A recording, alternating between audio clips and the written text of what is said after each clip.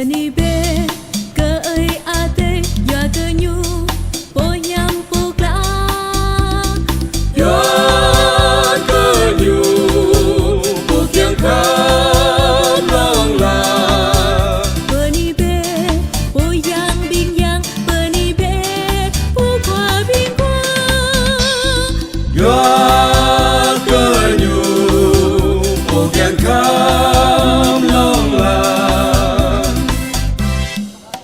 Sai cho nhu bộ bơ chiên lê tùm tơ lê lên lang bia mã ya ke nyu po kyang kham long la đu bơ tông rơ nghìn a tê bơ cơ chấp lon càng ngõ ya ya ke nyu po kyang kham long la Cảm tạ Chúa, tri ân Thiên Chúa, Ngài là đấng bao dung nhân ái.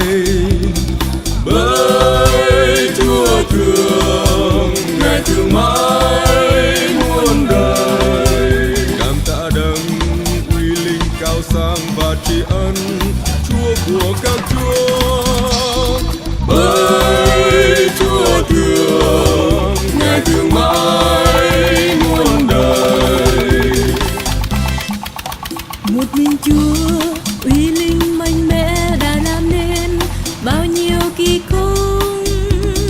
Ơi Chúa thương, Ngài thương mãi muôn đời. Trời và đất tinh vi khôn ngoan Ngài dựng nên trên làn sông nước. Bởi Chúa thương, Ngài thương mãi muôn đời. Ngài tạo nên muôn sao lấp lánh làm đèn soi cho cả trần gian. Bởi Chúa thương, Ngài thương mãi muôn đời. Mặt trời soi lung linh ban mai và mặt trăng sáng ngời đêm thanh. Bởi Chúa thương, Ngài thương mãi muôn đời. Đầy quyền năng ra tay uy dũng Ngài đập tan vua Pharaon.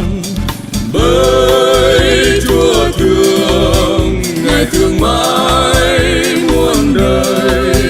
Để giải cứu dân Israel khỏi miền đất nô lệ thương đau. Bởi Chúa thương, Ngài thương mãi muôn đời. Ngài giê lối đi giữa biển khơi để dân Chúa hiên ngang tiến tới. Bởi Chúa thương, Ngài thương mãi muôn đời. Còn bình thường vua Pharaon bị chết đuối giữa lòng đại dương. Bởi Chúa thương, Ngài thương mãi muôn đời. Bởi Chúa thương, Ngài thương